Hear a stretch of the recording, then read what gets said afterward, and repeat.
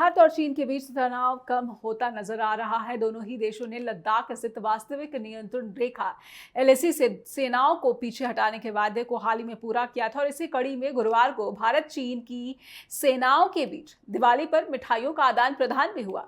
शुक्रवार को भी दोनों देशों ने सीमाई समझौते का पालन लागू करते हुए गश्त शुरू कर दी है। कहा गया है कि अभी दोनों देशों की सेनाओं ने इस गश्त को डेमचुक सेक्टर में शुरू नहीं किया है। हालांकि आने वाले दिनों में देप्सांग सेक्टर में भी भारतीय और चीनी सैनिकों की जो गश्त है वो शुरू हो सकती है। इसी बीच केंद्रीय मंत्री किरेन रिजिजू ने एक वीडियो पोस्ट किया है।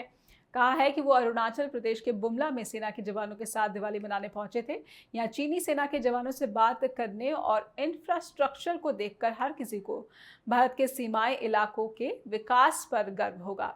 पूर्वी लद्दाख में एलएसी पर सैनिकों के पीछे हटने और गश्त के दोबारा शुरू होने के दोनों देशों के बीच 4 साल से अधिक समय से जारी गतिरोध को खत्म करने की दिशा में एक बड़ी सफलता के रूप में देखा जा रहा है।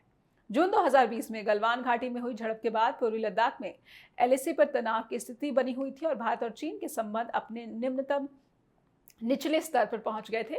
विदेश सचिव विक्रम मिस्री ने 21 अक्टूबर को दिल्ली में इस बात की जानकारी दी थी कि कई हफ्तों से चल रही बातचीत के बाद भारत और चीन के बीच एलएसी पर पेट्रोलिंग को लेकर समझौता हो गया है और बाद में फिर ब्रिक्स शिखर सम्मेलन से इतर भारत और चीन के राष्ट्र प्रमुखों के बीच द्विपक्षीय बातचीत भी हुई थी और इस बातचीत में भी सीमा पर जो स्थिति है उसमें आपसी सहमति से काम करने पर प्रतिबद्धता जताई गई थी और इसी कड़ी में भारत और चीन सीमा पर पेट्रोलिंग की शुरुआत को देखा जा रहा है। भारत और चीन के बीच तनाव के कम करने की प्रतिबद्धता के एक प्रयास के रूप में।